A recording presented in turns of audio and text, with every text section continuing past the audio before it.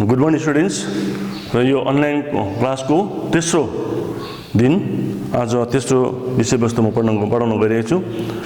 नेपाली क्लासको तेस्रो यो विषयवस्तु भनौँ र यसमा आज हामी 12औं कक्षाको विद्यार्थीको लागि तेस्रो पाठ कवितामा म जान्दैछु। यात्री कविता म पढाउन गइरहेको छु र कवि हुनुहुन्छ लक्ष्मीप्रसाद देवकोटा। सर्वप्रथम हामीले कविता पढ्नभन्दा अघि साहित्यिक परिचय त पढ्नै पर्छ, किनकि त्योभन्दा अघि हामीले पनि भनिसकेका छौँ प्राय क्वेसनहरू हामीले प्रश्नहरू चाहिँ साहित्यिक परिचयबाट आउने गर्दछ। र म सर्वप्रथम यात्री कविताको कवि लक्ष्मीप्रसाद देवकोटाको कवि परिचय म पढ्न गइरहेको छु। 13 नोभेम्बर 1909 उनको जन्म 13 नोभेम्बर सन् 1909 काठमाडौँको दिल्ली बजार स्थित धोबीधरा टोलमा उनको जन्म भएको थियो है। काठमाडौँको दिल्ली बजार स्थित धोबीधरा टोलमा उनको जन्म भएको थियो र उनले बिएल पास गरेर अङ्ग्रेजी साहित्यमा एमए सम्मको अध्ययन गरे तापनि परीक्षा भने दिन पाएनन्। उनले बिए र बिएल भनेको चाहिँ बिए पास गरेपछि उसले बिएल भनेको उसले ल ब्याचलर अफ ल पनि पढ्न सक्यो उहाँले। र त्यस बादमा उहाँले एमए साहित्यमा पनि एउटा नेपाली साहित्यको एमएसम्म उनले पढ्न सक्यो। तर एमए गर्दै तर त्यो परीक्षा उनले दिन सकेनन्। लक्ष्मीप्रसाद देवकोटा नेपाली साहित्यका अहिलेसम्मका ठुला कविहरूमध्ये एकजना हुन्, महान कवि। र हामीले योभन्दा अघि कालमयमा पढ्दाखेरि पनि नेपाली साहित्यमा 3वटा महान विभूतिहरू साहित्यकारहरूलाई हामी नाम गरेको थियौँ। त्यसमा लेखनाथ पौड्याल, बागेश्वर र लक्ष्मीप्रसाद देवकोटालाई लिएको छौँ। र त्यसमा चाहिँ उहाँ देवकोटा पनि एउटा महान कवि हुनुहुन्छ र उनले नेपाली साहित्यमा कविता क्षेत्रमा स्वतन्त्रवादी प्रवृत्तिको प्रवर्तन गरे। नेपाली कवितामा चाहिँ उनको स्वतन्त्रवादी प्रवृत्ति भनेको नेपाली कविता क्षेत्रमा धेरैवटा प्रवृत्तिहरू आएको छन्, धेरैवटा नौलो प्रवृत्तिहरू देखा परेको छ। त्यसमा स्वतन्त्रवादी धारा अपनाउनेमा कविमा हामी देवकोटालाई मान्न सक्छौँ। उनी मूलत रोमान्टिक कवि हुन् र उनलाई रोमान्टिक कवि भनेर पनि भनिन्छ। र सन् 1934 मा शारदा पत्रिकामा प्रकाशित गरिब उनको पहिलो प्रकाशित कविता हो। लेखेको छु मैले।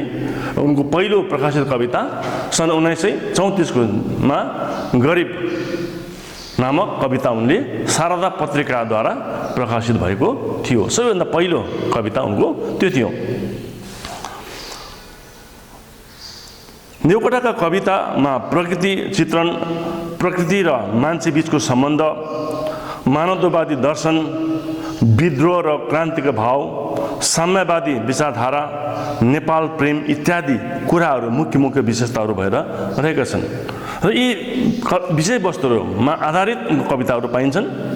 यहाँ भनेको छ कि प्रकृति चित्रण भनेको प्रकृतिमा आधारित कविताहरू भयो होइन।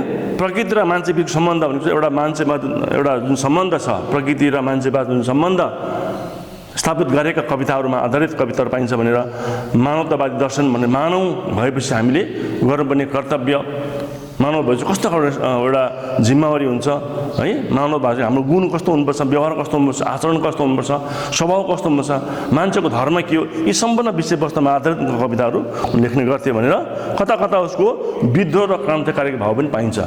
उनी कहिलेकाहीँ कवितामा विद्रोहात्मक भावना पनि देखिन्छ, क्रान्तिकारी भावना उसले देखिन्छ अरे।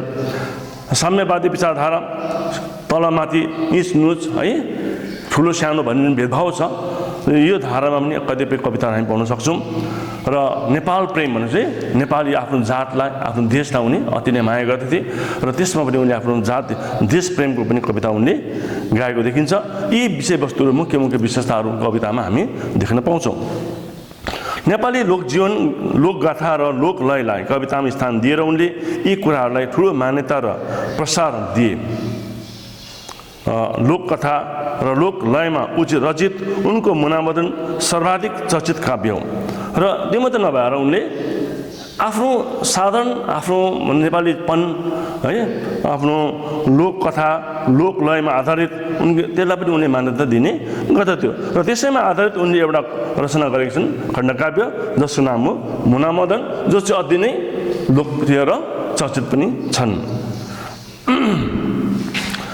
मान्छेका भौतिक आवश्यकताको परिपूर्तिमा साथै मानसिक सन्तुष्टि पनि महत्त्वपूर्ण कुरा हो भन्ने विचार देवकोटाले प्रकट गरेका छन् र उनले आफ्नो जीवनयापन गर्नु मात्रै होइन भौतिक आवश्यकता बोध मात्रै नभएर हुँदैन तर आफूमा शान्ति पनि हुनुपर्छ है एउटा मानसिक सन्तुष्टि पनि आवश्यकता छ भन्ने कुरालाई विशेष महत्त्व उनी दिँदथे।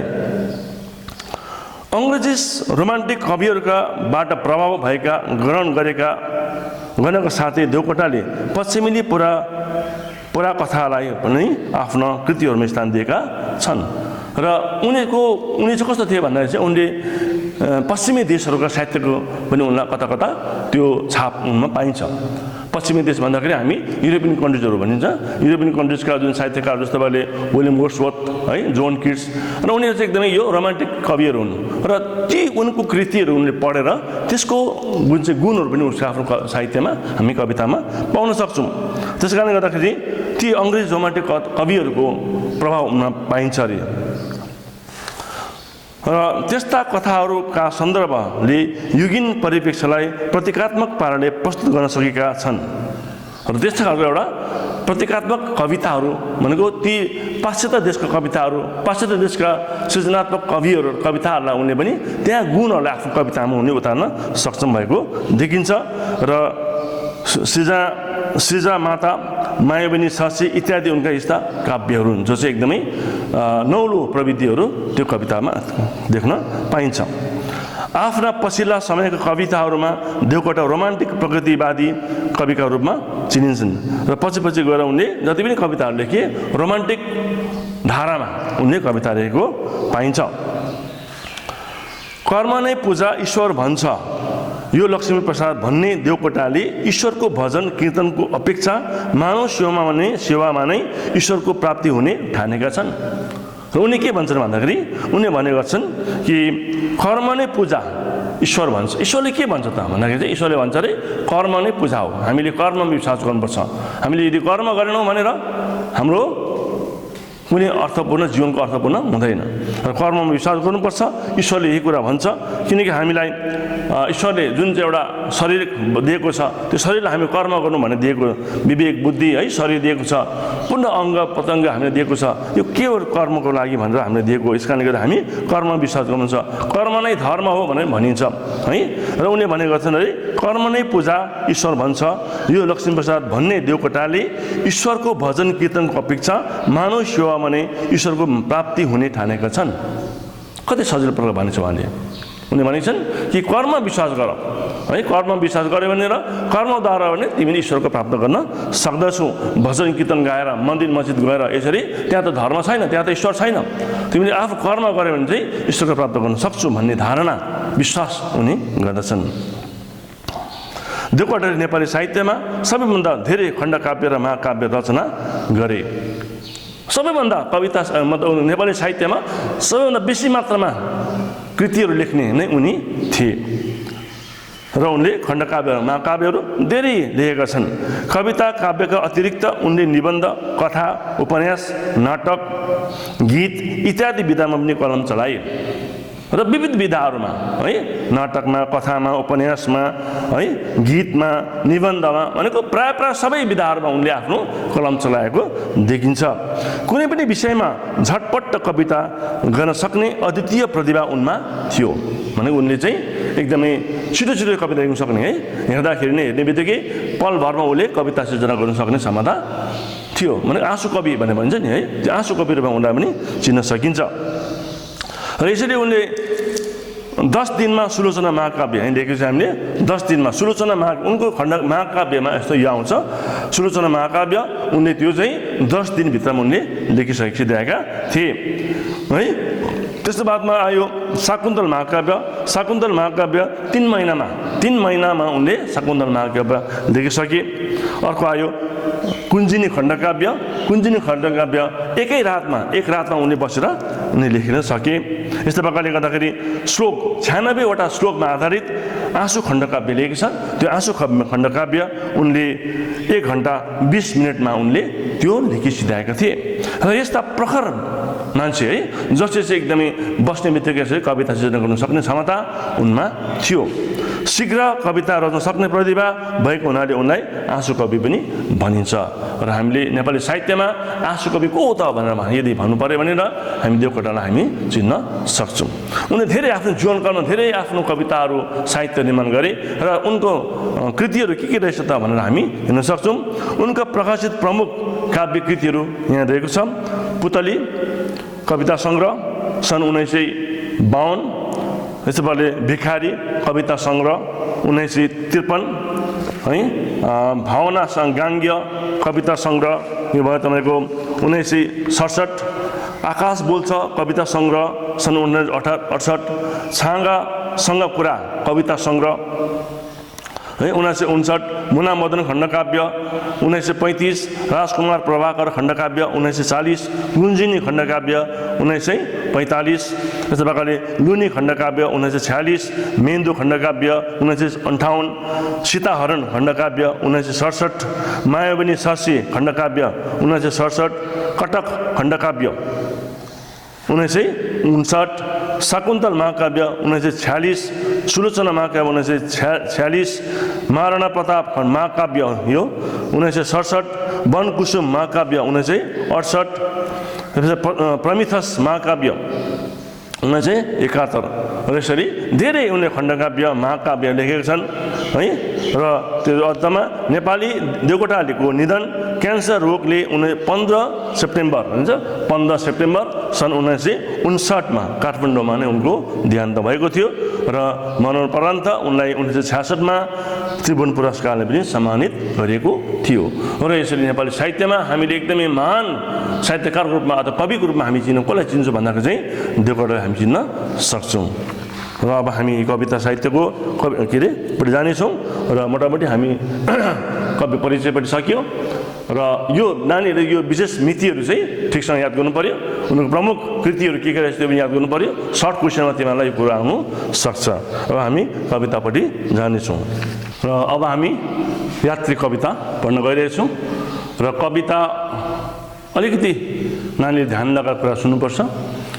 त्यसमा मानवतावादी दर्शन र कतिपय कुराहरू प्रतीकात्मक ढङ्गले पनि भनिएको छ। र त्यस कारणले गर्दाखेरि नानीहरूले ध्यान लगाएर कुरा सुन्नु पर्यो। कविता पढौँ। यात्री। कुन मन्दिरमा जान्छु यात्री, कुन मन्दिरमा जाने हो, कुन सामग्री पूजा गर्ने सात कसरी लाने हो। कुन मन्दिरमा जान्छु यात्री, कुन मन्दिरमा जाने हो, कुन सामग्री पूजा गर्ने सात कसरी लाने हो, मानिसहरूको काँध चढी कुन देउपुरी जाने हो। कवितामा यहाँनिर प्रश्नात्मक तरिकाले उनीहरूले अभिव्यक्ति दिएको छ कविले। र हामीलाई सोध्छ मान्छेलाई यात्री भनेर सर्वप्रथम हामीले बुझ्नुपर्छ यात्री। यात्री के हो त? यात्रीको प्रथम हामीले अर्थ बुझ्नुपर्छ। यात्री भन्नाले हामी बुझ्छौँ कि हामी कुनै ठाउँमा एउटादेखि ठाउँदेखि अर्को ठाउँमा अब भ्रमण गर्छौँ, त्यसलाई हामी त्यो भ्रमण गर्ने व्यक्तिलाई हामी यात्री भनेर भन्छौँ। र यात्रा 3 तरिका गर्न सक्छौँ हामी। एउटा हामीले कुनै पर्यटक भएर अथवा ट्राभलर्स भएर अथवा हामी टुरिस्ट भएर हामी पनि एक प्रदेश ठाउँमा भ्रमण गर्न जान्छौँ। र दोस्रो हामी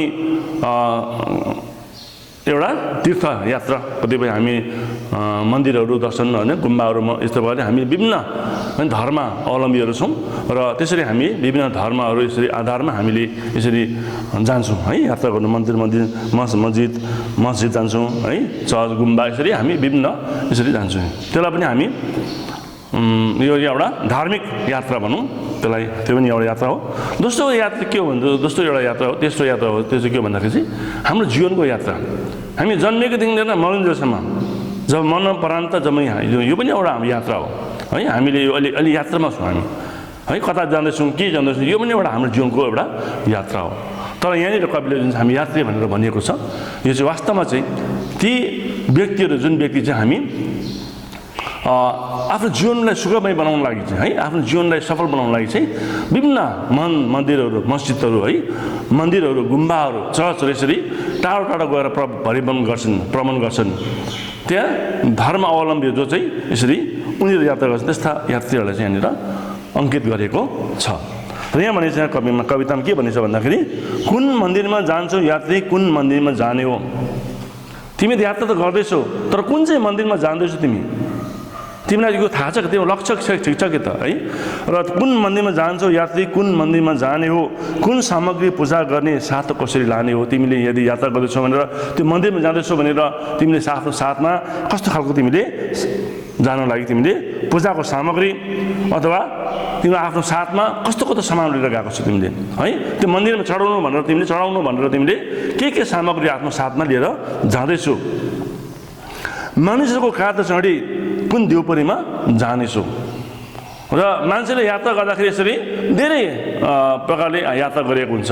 कतिपय अब साधारण मान्छे त बिचराहरू अब हामीले धेरैवटा तीर्थहरू यहाँको हामी देखेको छौँ है। मान्छेले खाली खुट्टा पनि हिँडिरहेको छ है।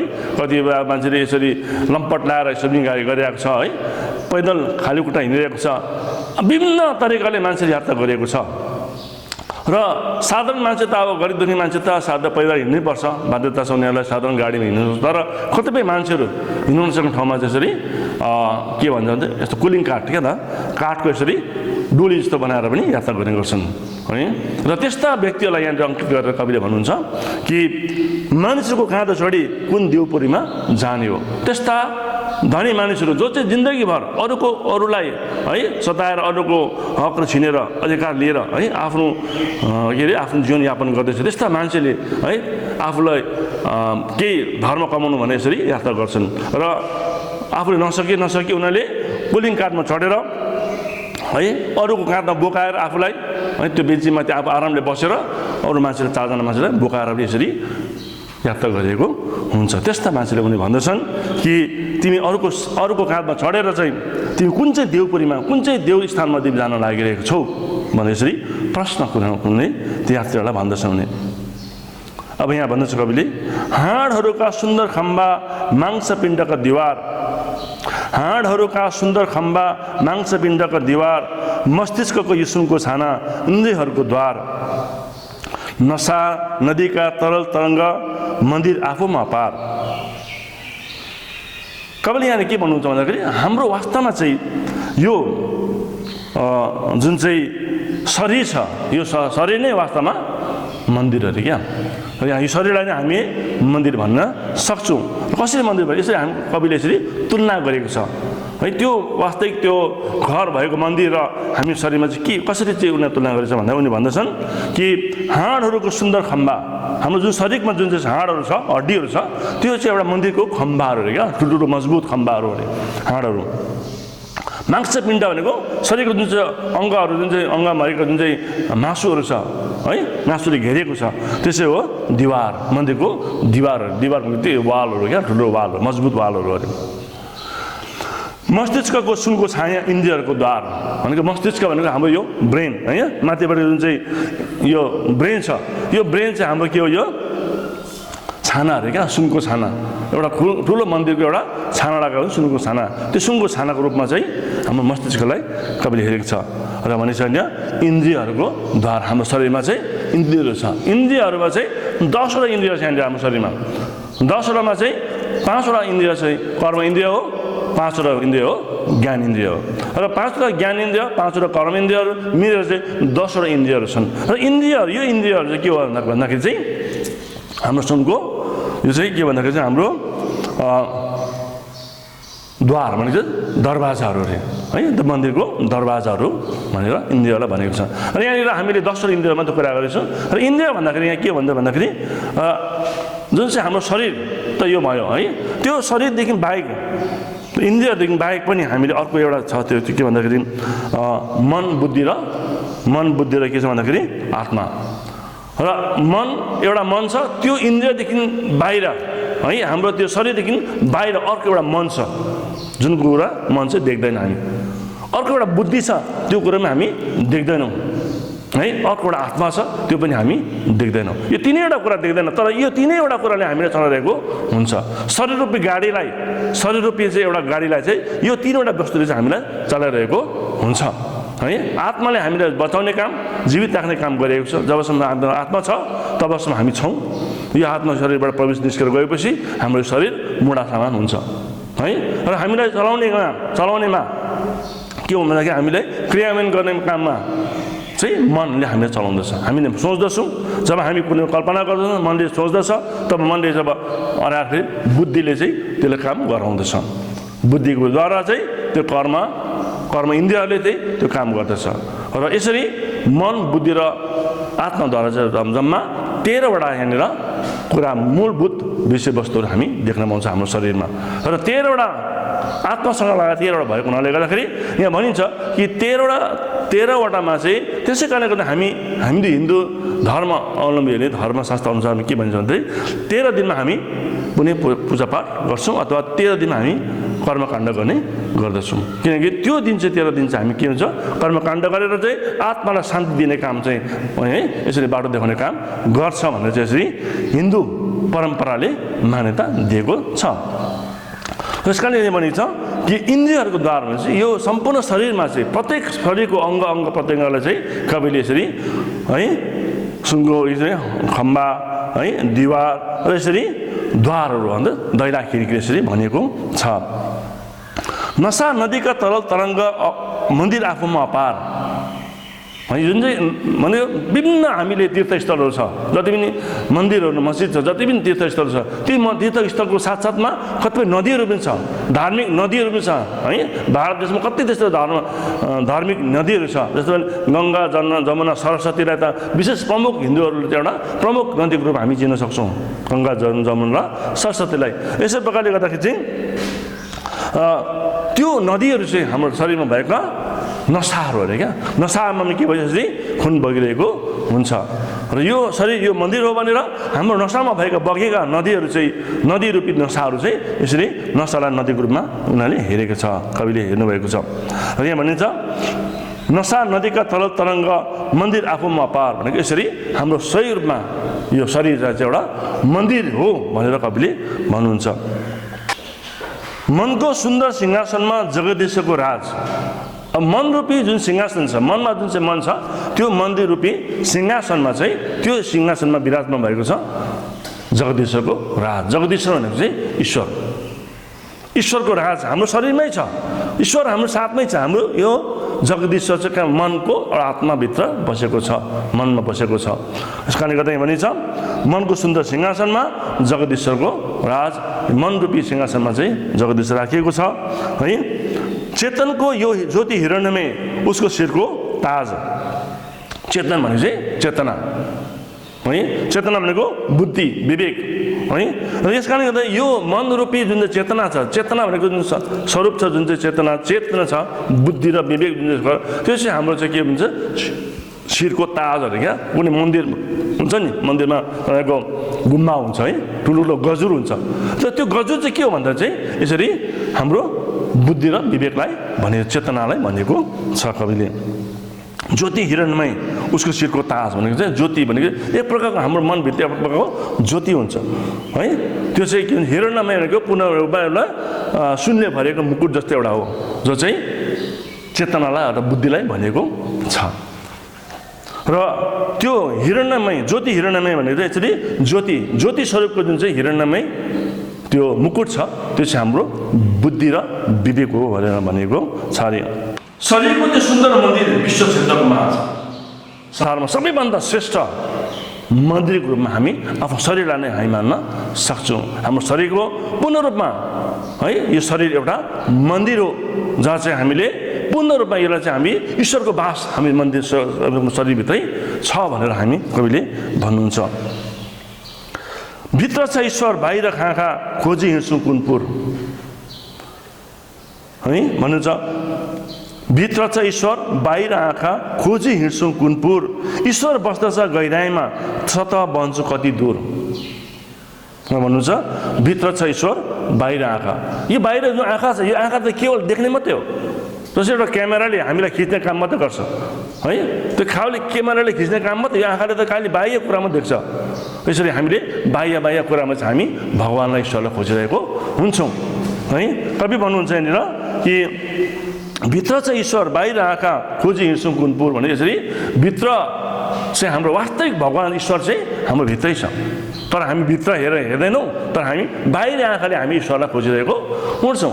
र बाहिर विभिन्न मस्जिद गयौँ, गुम्बा गयौँ है, चर्च गयौँ, यस्तो प्रकारले विभिन्न मन्दिरहरू गएर हामीले त्यहाँ गएर हामी ईश्वरलाई प्राप्त गर्ने चेष्टा गर्छौँ, खोज्ने चेष्टा गर्छौँ। तर त्यहाँ त हामी अवश्य पनि पाउँदैनौँ, त्यहाँ त अवश्य पनि हामी ईश्वरलाई पाएको हुँदैनौँ। एउटा कुरा हामी विचार गरौँ, जब हामी कुनै मन्दिरमा जान्छौँ है, कुनै चर्चमा जान्छौँ, कुनै गुम्बामा जान्छौँ, र यदि हामीले त्यहाँ जाने हो, त्यहाँ त अवश्य पनि त्यहाँनिर एउटा मूर्तिको रूपमा भगवान राखेको छ, तर हामीले यदि ईश्वरलाई देख्नु हो भनेर हामी त्यहाँ गएर अगाडि उभिएर के गर्छौँ, आँखा चिम्म गर्छौँ। र त्यहाँ गएर यदि अगाडि भगवान छ भने त किन आँखा चिम्म गर्नु? फेरि आँखा चिम्म गर्नु भनेको मेरो अन्तर हृदयबाट आँखा चिम्म गरेपछि यो आँखा जब बन्द भएपछि मैले हृदयबाट मैले झाँकेर हेर्छु र मेरो मनभित्र नै ईश्वरको मैले कामना गर्छु र ईश्वरलाई नै हामी देख्छौँ र प्रार्थना गर्ने गर्दछौँ। भन्नुको मतलब त्यसले पनि एउटा उदाहरण बुझ्न सक्छ कि ईश्वर चाहिँ हाम्रो बाह्य होइन रहेछ, र भित्र मनमा नै रहेछ भन्ने कुरा बुझ्न सक्छौँ। र यहाँ भनिन्छ, कविले भन्नुहुन्छ कि हामीलाई कि हामी चाहिँ विभिन्न मन्दिरहरू घुम्दै गएर है, चारैतिर गएर हामीले विभिन्न संसारमा भएको वस्तुहरूलाई हामीले ईश्वर मानिरहेको छौँ है, ईश्वर खोजिरहेको छौँ। त ईश्वर भन्ने कुरा त कहाँ रहेछ? आफ्नो मनभित्रै छ है। र यस कारणले गर्दा यदि हामीले ईश्वर प्राप्त गर्नु हो भने हामीले भित्र तहमा बग्नुपर्छ भनिन्छ नि है। मोती यदि टिक्नु हो भने हामी त्यो समुद्रको तटमा जानु पुग्नुपर्छ, तब मात्रै मोती पाउन सक्छ। यदि हामी ईश्वर प्राप्त गर्नु हो भने हामी हृदयभित्र प्रवेश झाँक्नु पर्छ।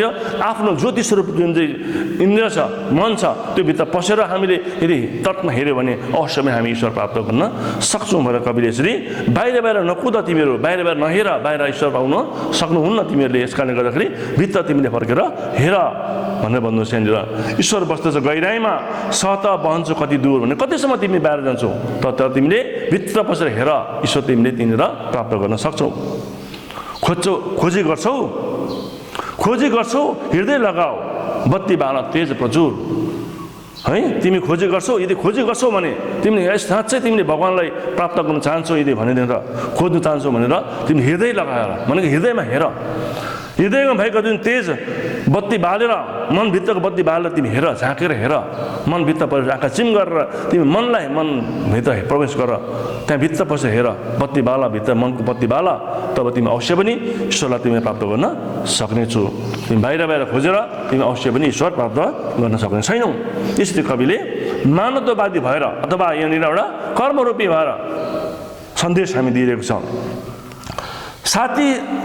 साथी यात्री बीच सडकमा ईश्वर हिँड्दछ साथ, साथी यात्री बीच सडकमा ईश्वर हिँड्दछ साथ, चुम्दछ ईश्वर काम सुनाउला गरिरहेको हात, छुन्छ तिलेस्मी करले उसले सेवकहरूको मात। भनेको हाम्रो साथमा, हाम्रो जीवनको हरेक पाइलामा, जीवनको हरेक खुड्किलोमा, जीवनको हरेक यात्रामा हाम्रो साथमा को हिँडिरहेछ? ईश्वर हिँडिरहेको छ। अब यदि ईश्वर नै, यदि ईश्वर हो भने यो भित्र प्रवेश, यो मनभित्र नै यदि ईश्वर छ भने हामी त बाहिर खोजिरहेको छौँ नि, हाम्रो साथमा ईश्वर हिँडिरहेको छ। उनी कवि भन्नुहुन्छ यहाँनिर, साथी यात्री बीच सडकमा ईश्वर हिँड्दछ साथ, मेरो साथमै ईश्वर हिँडिरहेको छ। चुम्दछ ईश्वर काम सुनाउला गरिरहेको हात है, जसले चाहिँ सेवाको काम गरेको छ, जसले एउटा मानवीय भएर, मान्छे भएर मानवीय गुण है धर्म अपनाइरहेको छ। र मान्छेको धर्म के हो त? म आजको एउटा कुरा गर्न चाहन्छु। प्रत्येक वस्तुको आफ्नो धर्म छ। धर्म भन्दाखेरि चाहिँ के भन्दाखेरि हामी त यहाँ धर्म भन्दाखेरि के भन्छौँ भन्दाखेरि चाहिँ हामी धर्म भन्छौँ, म त तिमी के धर्म, म हिन्दू, तिमी के धर्म, बुद्धिस्ट, यसो पनि कोही इसाई है, कोही मोहम्मडन्स, यस्तो प्रकारले विभिन्न धर्म हामी भन्छौँ। तर त्यो त बाहिर धर्म मात्रै हो। तर मेरो मान्छेको धर्म चाहिँ के हो भन्दा चाहिँ मान्छेको धर्म हो परोपकार, उपकार भनेको परको उपकार भनेको अरूको सेवा गर्नु, अरूको भनाइ गर्नु चाहिँ मान्छेको धर्म हो। प्रत्येक वस्तुको आफ्नो धर्म छ। मानिलिनुहोस् एउटा पङ्खा यहाँनिर छ, यो पङ्खाको धर्म के हो त भन्दा यसको पङ्खाको धर्म हो हावा दिनु है। यो चौकीको धर्म के हो? चौकीको धर्म हो यहाँ कसै मान्छे बस्ने हो। टेबलको धर्म हो कुनै चिज वस्तु राख्ने है। र प्रत्येक वस्तुको, प्रत्येक चिजको, प्रत्येक मान्छेको, प्रत्येक उसको आफ्नो धर्म छ। र मान्छेको धर्म हुन्छ परोपकार, परोपकार गर्नु, अरूको सेवा गर्नु, अरूको भनाइ गर्नु।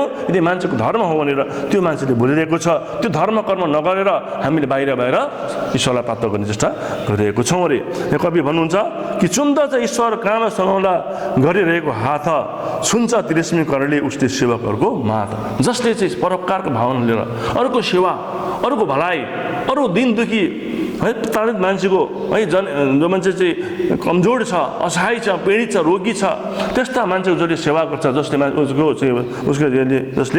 उसको चाहिँ उसले सहयोग गर्छ, हेल्प गर्छ होइन, त्यस्ताहरूको साथमा चाहिँ के गर्छ भन्दाखेरि सुन्छ तिरेस्मी करले उसले सेवकहरूको हात भनेको चाहिँ त्यस्ता सेवकहरू, त्यस्ता परोपकारीको चाहिँ जहिले पनि उनले तिरस्मी प्रकारले, अदृश्य प्रकारले ईश्वरले त्यो उनीहरूको टाउकोमा शिरमा हात राखेको हुन्छ।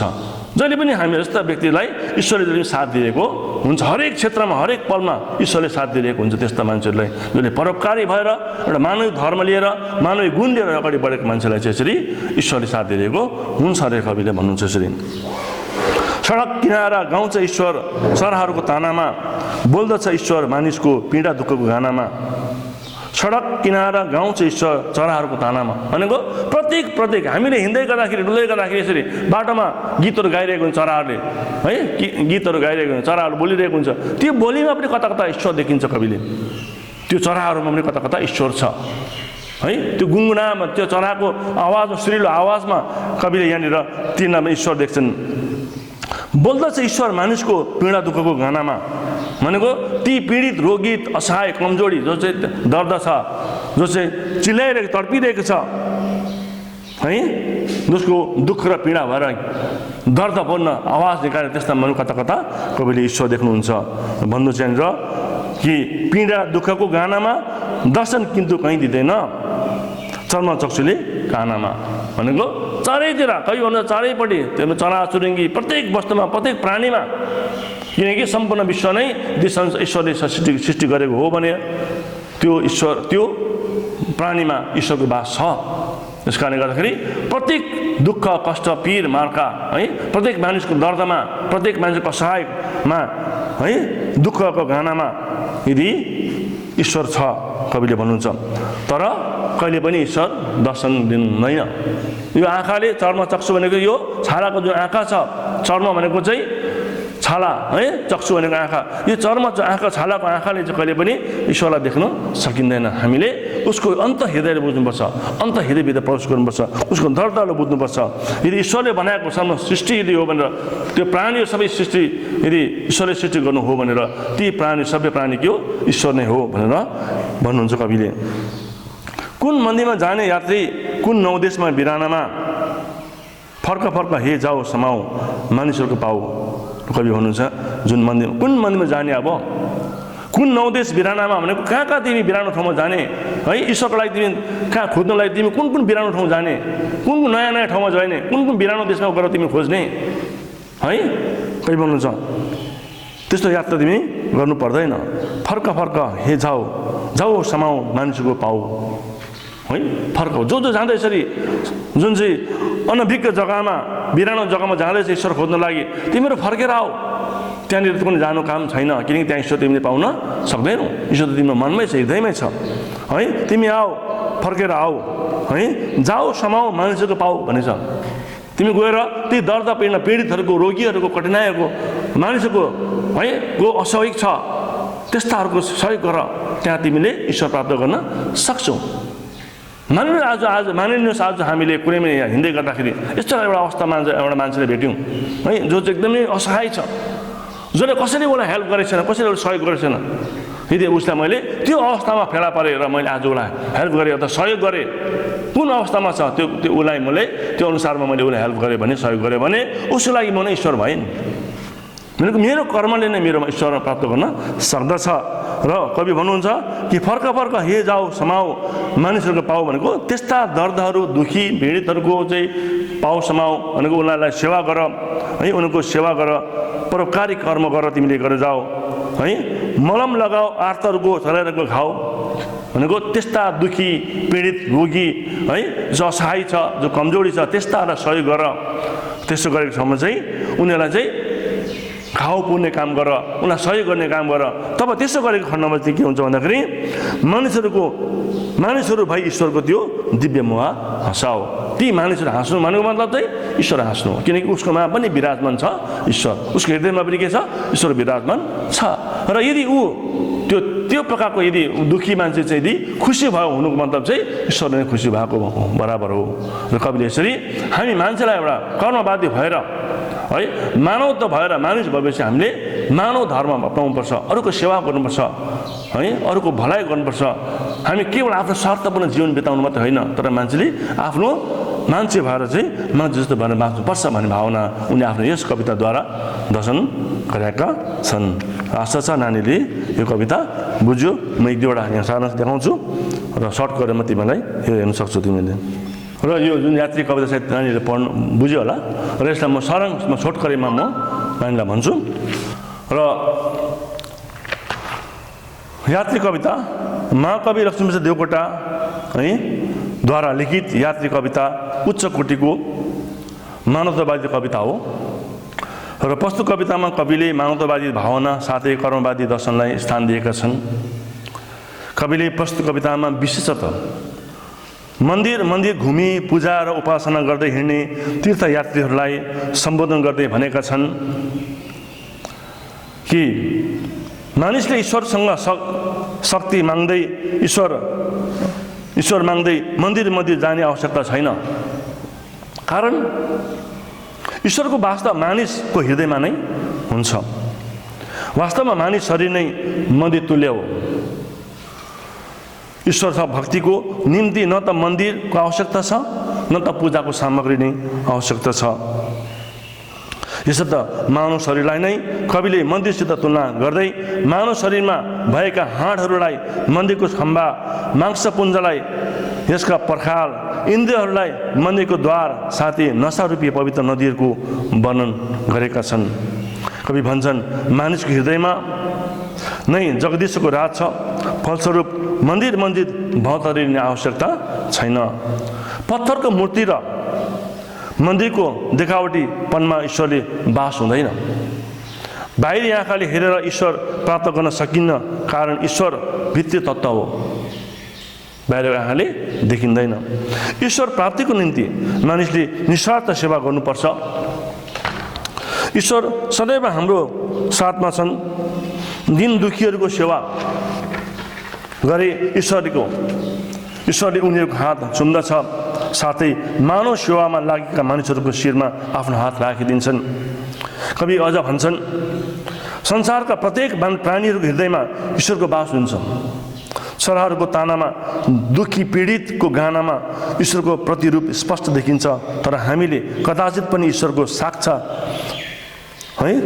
दर्शन प्राप्त गर्न सक्दैनौँ यसर्थ नाना स्थानमा अपरिचित देशहरूमा ईश्वरको दर्शन गर्न भौतरिएर हिँडेका अन्धविश्वासी तीर्थयात्रीहरूलाई फर्केर आउने अनि मानव सेवामा आफूलाई समर्पित गर्ने सल्लाह दिँदै आर्थहरूको सेवा गर्नु नै ईश्वर भक्ति हो उनीहरूलाई खुसी तुल्याउन सक्नु नै ईश्वरलाई खुसी पार्नु हो भन्ने विचार कविले यस कवितामा प्रकट गरेका छन् अब एक दुईवटा नानीहरूलाई प्रश्न दिन्छु र नानीहरूलाई यो साहित्यिक परिचयबाट एक दुईवटा क्वेसन दिएको छु र यो पार्ट चाहिँ साहित्यिक परिचयबाटै छ नानीहरू त्यहाँ कोही किताबबाट गर्नु सक्छ हेरेर र प्रश्न चाहिँ यहाँनिर प्रश्न नम्बर 1 यात्री कविताका कवि को हुन् उनको जन्म कहाँ अनि कहिले भएको थियो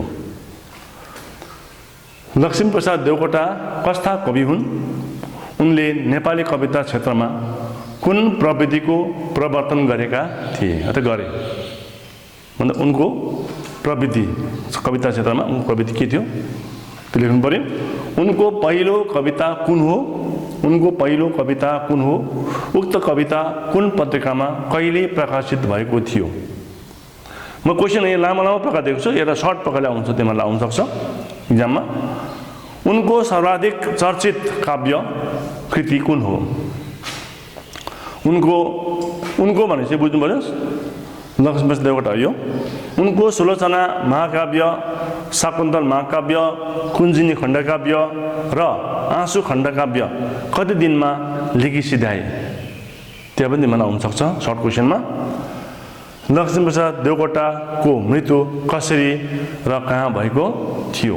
यो प्रश्न तिमीले प्रश्न सार्नु अनि यो तिमीले खातामा सल्भ गर्नु।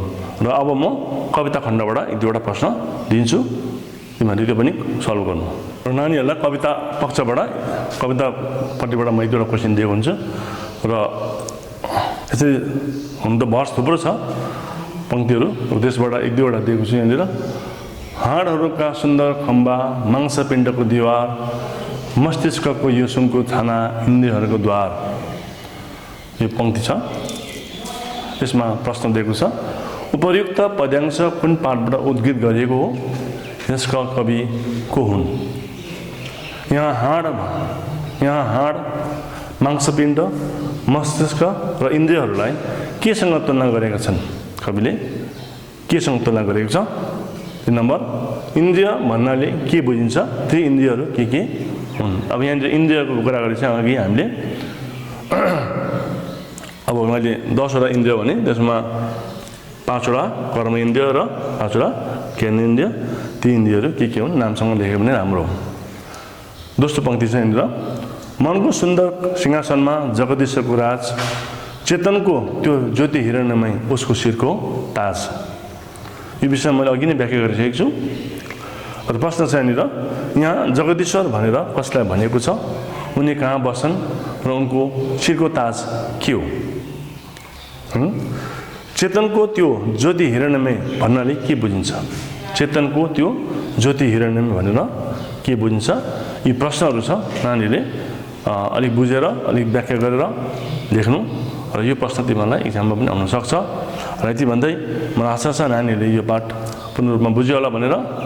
र यदि नबुझेको खण्डमा मलाई पर्सनली कन्ट्याक्ट गर्नु पनि सक्छ। धन्यवाद।